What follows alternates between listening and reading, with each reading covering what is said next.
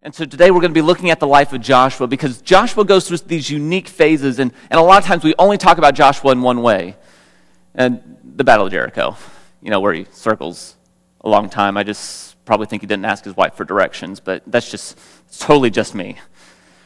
But as you look at where Joshua was and where he ends up, you go, God really took this young man who had positioned himself just to learn.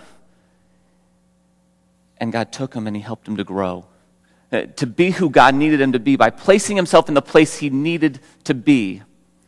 And so we're going to start off this morning in the book of Numbers. Because every time we look at the phases, and I know the book of Numbers is not the most exciting book of the Bible. I understand that. We're going to stay away from the end where it talks about such and such family had this many people and all that kind of stuff. But we're going to start in chapter 11. Now the people of Israel are whining again. In case you don't get the emphasis of the first 5 books of the Old Testament, it's this. They whine, God provides for them. They get upset with what God provided for them, so they whine some more. And then they get upset and God provides, and then they whine some more. It's great. It's great. When God says that the church is the bride, well, if the church of Israel were the bride, then they nagged a lot. Despite what they got. Just saying. That is nothing on my wife. She is wonderful and fabulous and the most beautiful creature in the world. But so the people have been complaining that they've been getting manna all this time, and all they've gotten is manna, and all we get is manna. And Moses, I know it's amazing that God rains down this manna every morning and it feeds all possibly close to 2 million of us. That's great. But we want some meat. So back in Egypt, we had meat. Where they whipped us and stuff like that. That was a lot of fun, but at least we had meat. I don't get the people of Israel, okay? They make no sense to me until I look at my own life, and then they make perfect sense. And so Moses goes before the Lord, and the Lord's like, Moses, seriously, I am so tired of listening to these people whine and complain. They do this every time I provide for them, they're whining again. And he goes, I just ought to get rid of them. And Moses goes, now, Lord, and fine. And so God goes, okay, well, I'm going to give you meat. And Moses goes, now, Lord, you need to understand, there's 600,000 foot soldiers here. How are you going to get enough meat for these people? Because even if we killed all the animals we currently have, somebody's still going hungry. Really? Okay. Every time we try to tell God what he can't do, he normally ups it 10 times just to prove a point to us. I don't know why he does that, but maybe because he loves us or something like that. It says, so this is starting in verse 24. It says, so Moses went out and reported the Lord's words to the people. He gathered the 70 elders and stationed them around the tabernacle. And the Lord came down in the cloud and spoke to Moses. Then he gave the 70 elders the same spirit that was upon Moses. And when the spirit rested upon them, they prophesied. But this never happened again. So it's they showed up to church, and pastor goes, I need all the church board to come up here and all of our leaders to come up here. And they begin to preach, and they begin to talk about the goodness of the Lord, and the Spirit just fell into this amazing experience. Except for this. It says 2 men, Eldad and Medad, must be brothers, had stayed behind in the camp. They were listed among the elders, but they had not gone out to the tabernacle. Yet the Spirit rested upon them as well. So they prophesied there in the camp. And a young man reported to Moses, Eldad and Medad are prophesying in the camp. Now, Joshua, son of Nun, who had been Moses' assistant since his youth, protested, Moses, my master, make them stop. Moses, now look, they didn't show up for church. And so guess what? They don't get it. Okay, I know that your spirit's resting upon these other 68 guys, which is pretty cool, but it should really not happen to these 2 because they didn't show up. I mean, they're running late, whatever. It can't happen for those 2. But Moses replied, are you jealous for my sake? I wish that all the Lord's people were prophets and that the Lord would put his spirit upon them all. Then Moses returned to the camp with the elders of Israel. See, sometimes there are these lessons to be learned. Sometimes we like the status quo, like our phase is as long as nothing changes. Like it's wonderful. And Joshua's phase right here is he just wants everything to be status quo. Life is perfect. The 70 elders show up, the 70 elders prophesy. But then these two other guys who obviously didn't answer the invitation, why should they get to prophesy the same way Moses is prophesying? Do you know that Moses talks to God directly? Were you there when you weren't even there? How dare God do something good in your life when you didn't show up when I wanted you to? And Joshua, in his immaturity, gets upset. Now, I know none of us, whenever we experience change or anything like that, ever get upset. I know, this is a message for somebody else. But when there's lessons to be learned, sometimes it shakes us up. When we're sitting in the middle of it and life changes, life is different. The things that were supposed to happen aren't happening that way. They're happening this way. And we're going, now God, look, they did not deserve a raise. You know who does the real work around here? This guy. So while they're off getting their raise, why do they get a nice house? Why do they get a new car? Well, why does it seem like the blessings of God are resting on them and they're not even doing what I do? It's just a phase. But don't miss what God is trying to teach you in that phase, that it's not about you. Joshua, it's not about you. And Moses goes, but I wish everyone who walked into the doors of the tabernacle, everyone who calls himself an Israelite, would begin to have the Spirit of God fall upon them and prophesy and preach and teach. Moses goes, that's my dream. Don't worry about those two, because I got a bigger picture that I would love to see God do. Some lessons are hard to learn because they're not the way we want them to be learned.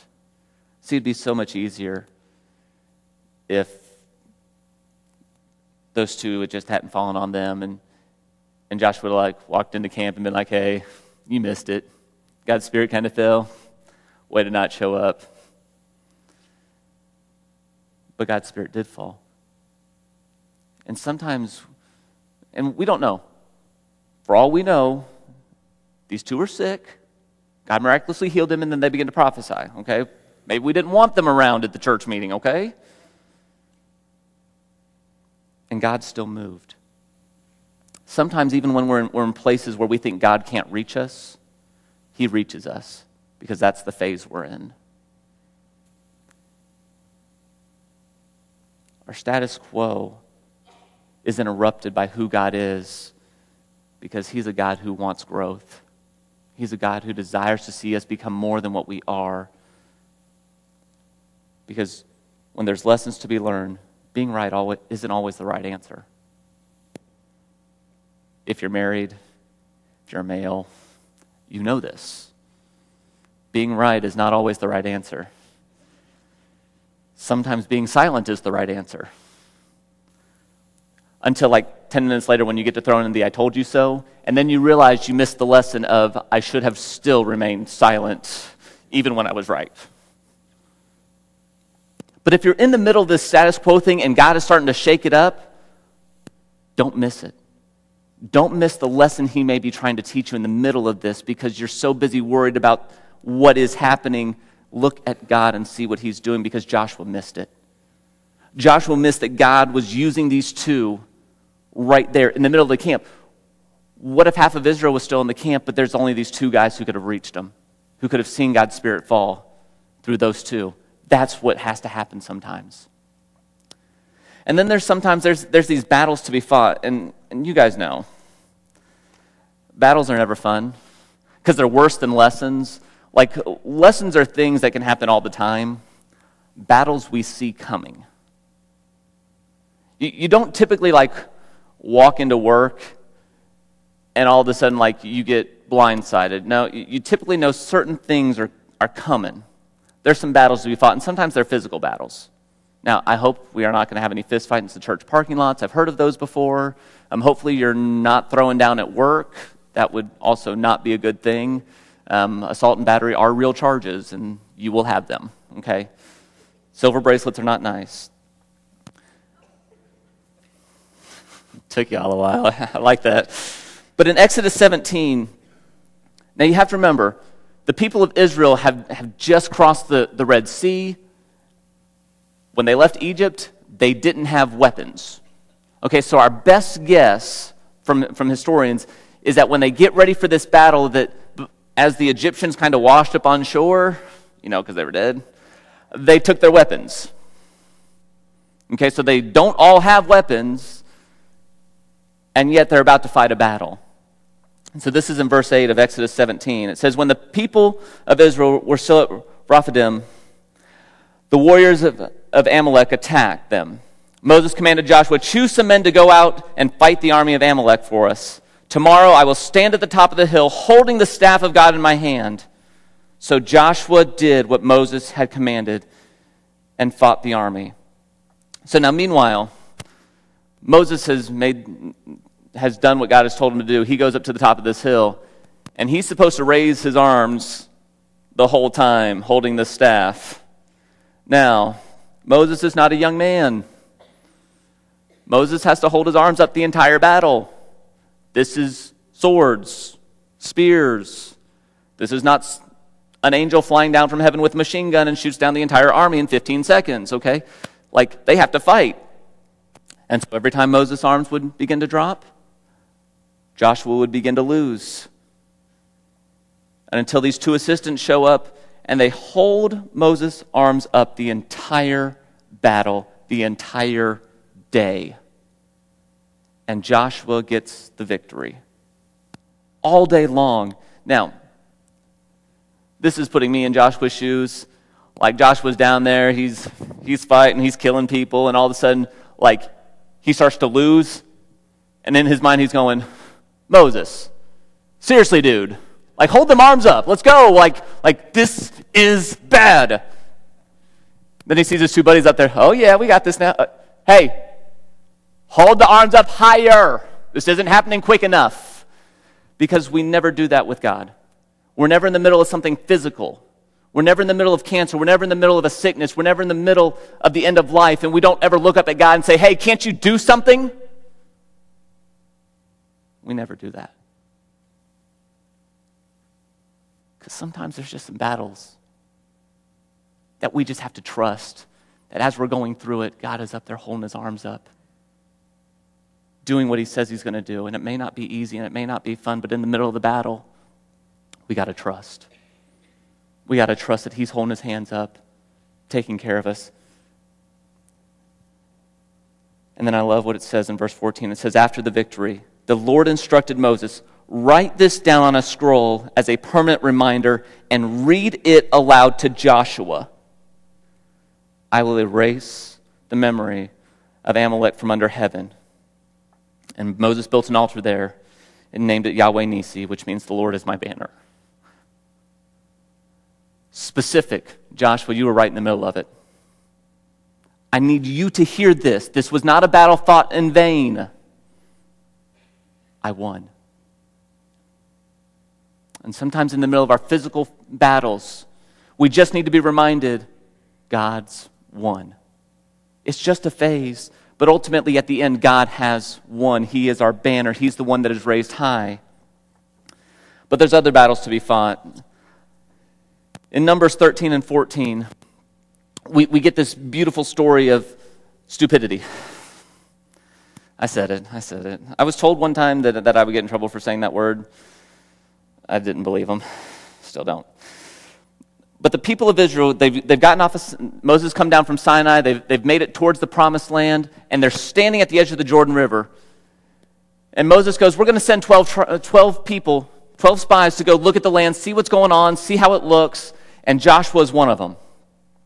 And so they go in and they spend 40 days checking out the land. They want to see the fruit, they want to see what food's available, they want to kind of scout out the enemy, see how the roads are, what's going to be the best way for us to get there. What places should we avoid at first? What places should we just go straight at?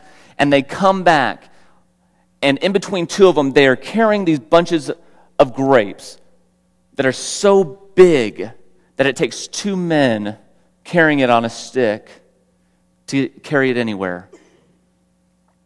And they get back into the camp and they're like, oh, y'all, look at this. You see this fruit? It's pretty nice. In fact, you'll notice those bunches missing right there. Yeah, we got hungry. And so it's a great place. Land looks good. I kind of picked out my house already. It was a pretty nice place, a nice little garden out front. But let me just tell you this thing. I know you won't want to hear this. But they're these giants, and they're so big that we felt like grasshoppers beneath them. And in fact, we felt so much like grasshoppers, they said we were like grasshoppers beneath them. Hey, excuse me, sir. Just want you to know, you're 10 foot something. If I were to be an animal standing beneath you, what would you call me? Oh, grasshopper? Sweet. And they get all freaked out.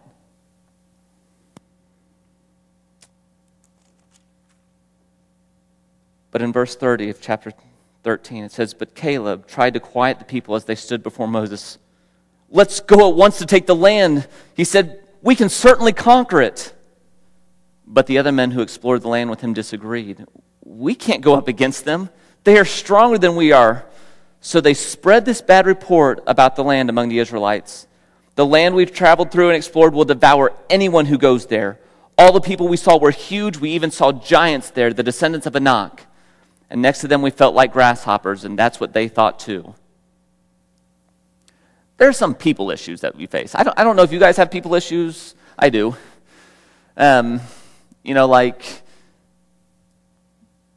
This morning, okay, I'm sitting at the stoplight at Bellevue and Pleasant Grove, which they've decided to retime, by the way, for days when nobody's there. And the light's 6 times as long as it is during the week when it actually needs to be longer so that people can go. And so I'm sitting there.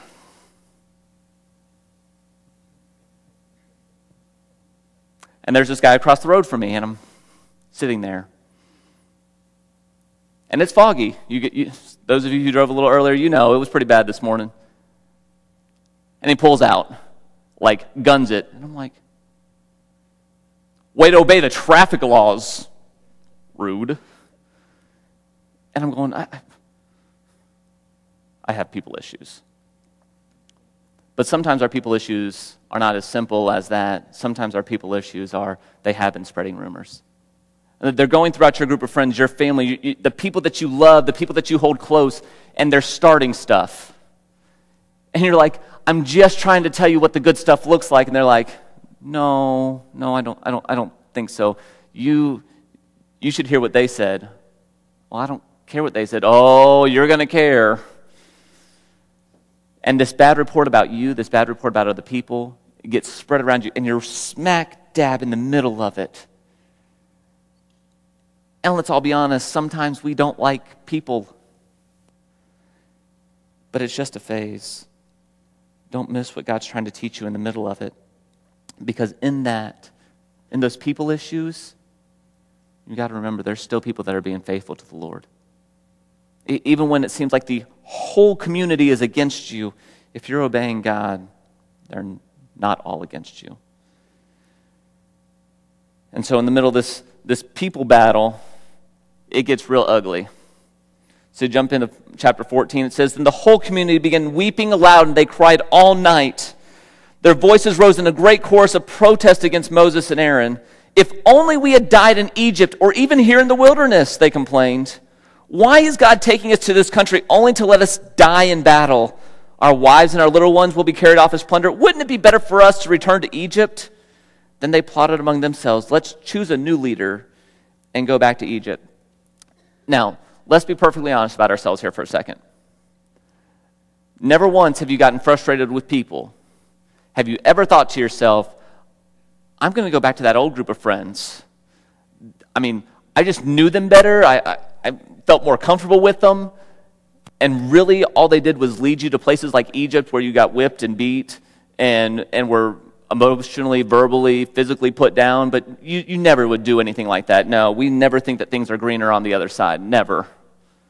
And that's what the people began to do, forgetting where God had taken them from. Look what they don't say in here. They're not like, hey, do you remember, by the way, what the Lord did for us? to get us out of Egypt? Oh, by the way, hey, do you remember how we've been eating every day? Yeah. No, it's, why did the Lord bring us out here to die? And I know that this sounds dumb, but there are times as Christians where we think we're in the middle of something so bad, we're in the middle of this phase that we go, God, why did you bring me here? Why did you take me through everything else in my life only to let me leave you here? And God's going, whoa, whoa, whoa. You just let this physical issue, you just let this people issue become a spiritual issue. So let me remind you, when you're in the middle of these battles, the same God who got you from there to here is the same God who will get you from here to there. But we forget because everything's going on. I got my issues, I got my problems, and God will not. I might as well just go back there. Really? Because back there, when I think about who I was, I can't even begin to imagine why I would want to be back there. Because the guy that Rob Yates was back then is not who I want to be. Yeah, God, I know you've gotten me to here, but isn't there like a fast pass to get me right there? Like, you have an angel pick me up and drop me there? Like, I know it's you. Maybe I'm just trying to teach you something. Maybe I have to let you realize this spiritual issue that's going on means you need to trust me. And here's the last thing. There's battles to be fought, but there's also time to be spent. And this is one of the number one things I love about Joshua. If you go back to Exodus 24, and there's this beautiful thing that happens. So Moses has been up on Mount Sinai. He's gotten the 10 Commandments. The elders have gone up one time with him, and they kind of had like a big meal with the Lord. And then God calls Moses back. He says in verse 12, it says, "Then the Lord said to Moses, Come up to me on the mountain, stay here, and I'll give you the tablets of stone on which I have inscribed the instructions and commands so you can teach the people." So Moses and his assistant Joshua set out, and Moses climbed up the mountain of God. Now the people were not supposed to get very close to this mountain. In fact, God said when they first got here, He said, "Hey, look, the people of Israel go over there. The mountain's over here. Don't get anywhere near it." But Joshua was seeing what God was teaching Moses. Joshua was seeing what was going on. And even though Joshua doesn't go up the mountain, he at least gets on the journey with Moses. And so he walks with him. And he gets to the base of the mountain and he stays right there. Do you know how much easier it is to see God when you're sitting at the base of the mountain than when you're still far away? What if Joshua was able to just hear the faint rumblings of the voice of God? What if because he's in this spot, he's able to experience God just a little bit more? And he sets out with Moses to do it. See, there's something about time spent in God's presence that changes us. It changes how we trust Him. It changes how we look at Him. It changes who we are. Because we spend time in His presence. Because we think that when we're in the middle of the battle, the best thing to do is to say, I'm going to try something else. I don't need God right now. In fact, that's the time when we need to spend the most time with Him.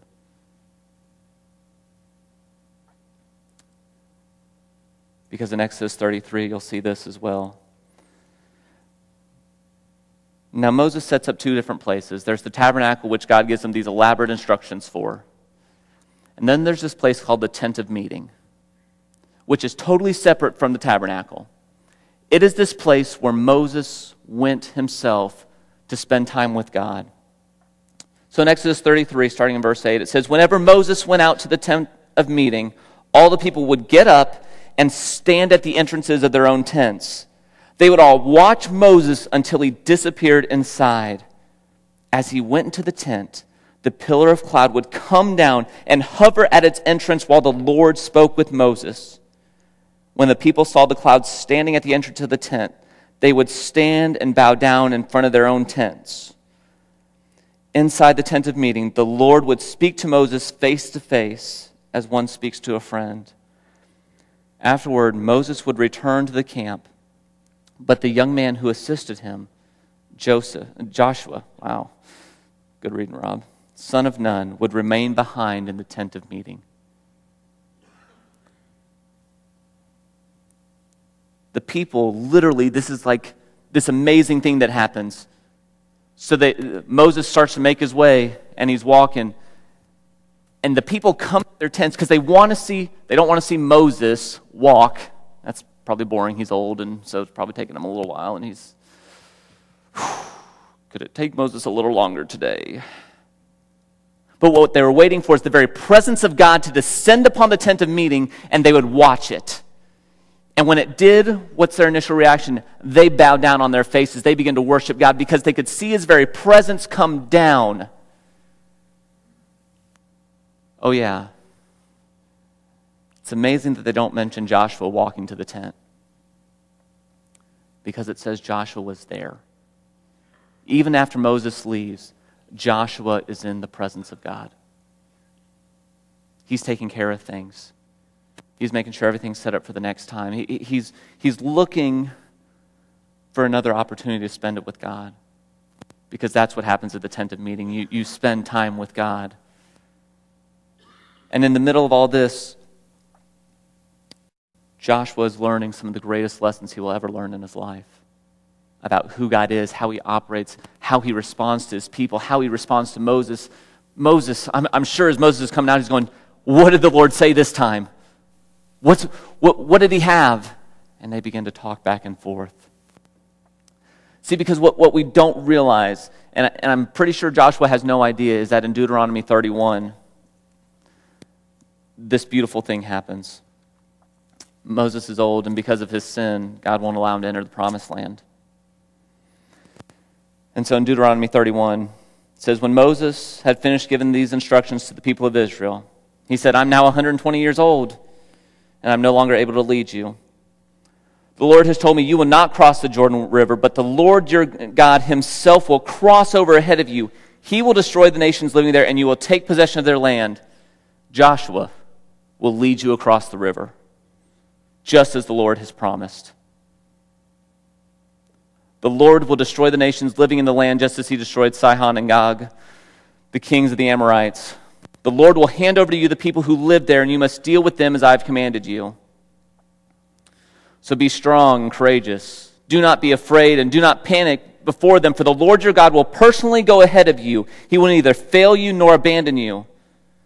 Then Moses called for Joshua. And as all Israel watched, they know who Joshua is. Okay, he's been their leader in battle. He's been one of the spies. He's one of the few who survives the wilderness journey. He was at the base of the mountain. He's been at the tent of meeting. And he said to him, be strong and courageous, for you will lead these people into the land that the Lord swore to their ancestors he would give them. You are the one who will bring them as their grants of land. Do not be afraid or discouraged, for the Lord will personally go ahead of you. He will be with you. He will neither fail you nor abandon you. And today, whatever phase you are in, we forget sometimes that what God is preparing us for right now may not be for the right now, it may be for the future. It may be you are in the middle of that battle that you don't understand why you're dealing with these people, why they're being so ignorant at work, why you're having such problems with your family. You don't realize some of the spiritual battles you're facing and the way that you're talking to God and what he's trying to teach you.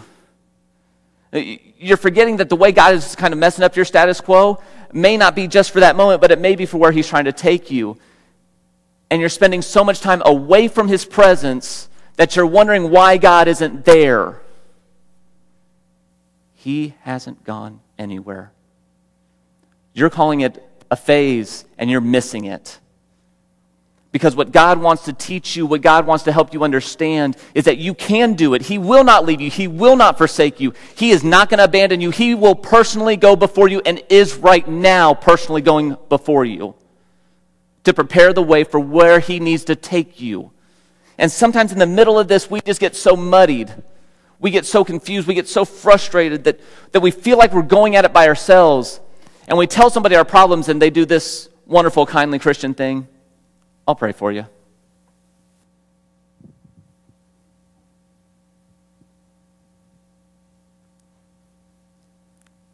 It's hard to know that somebody's praying for you when they don't actually pray for you. It's hard to walk away from that conversation and go, Lord, I'm not doing a good job of praying to you. I hope that they pray for me because I can't right now. I am so caught up in the middle of it that I just can't do it.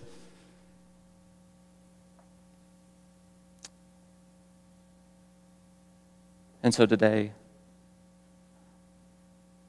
we have our altars, and our altars are always open, and it's a place to come and meet with God. But today, we have people who are going to be stationed around the sanctuary. There'll be some in the back and some here up front. Maybe you're in the middle of something. Maybe you're just struggling with something that God is trying to teach you through, God is trying to lead you through, and you keep focusing on what is happening to me that you're forgetting that God is the one that wants to lead you through it. Maybe you just need somebody to pray for you today. You don't need them to you don't need 30 minutes worth of counseling you just want to know that God is there with you. That there's somebody that's praying for you and they actually do it right there with you. And so with those of you that are going to help pray for people this morning, if you'll kind of go where you need to go, we just want to invite you this morning. In the church, we believe in what's called anointing, which is, it's another touch. It's another way that we interact with God. It's where we dedicate that time, that place, that event for who He is. And so we just want to open it up. If you need prayer today, if you need somebody just to stand with you, this is that time. These are some people. Or maybe you just need to come and spend some time with them. That's fine. But don't sit there in the middle of what you're in and forget who God is and what He wants to do and how He wants to encourage you and lead you through it, because where you are now is not where He's taking you. He's taking you somewhere greater, somewhere deeper, somewhere better than where you are right now, because He has a plan and He will personally go ahead of you. So I'm going to pray and then we'll just take the space. Father, in these moments, would you help us to put off the shame, put off the frustration, put off everything that is holding us down, and be reminded of who you are, that in the middle of our circumstances, you are God. And you have personally gotten ahead of us because we know that you have a plan.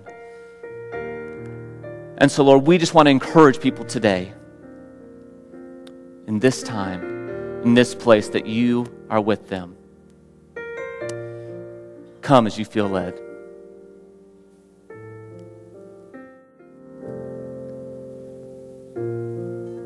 Father, we thank you for who you are. Thank you for being a God who does personally go before us. In the middle of our lessons, in the middle of our battles, God, you are the one who sees us through.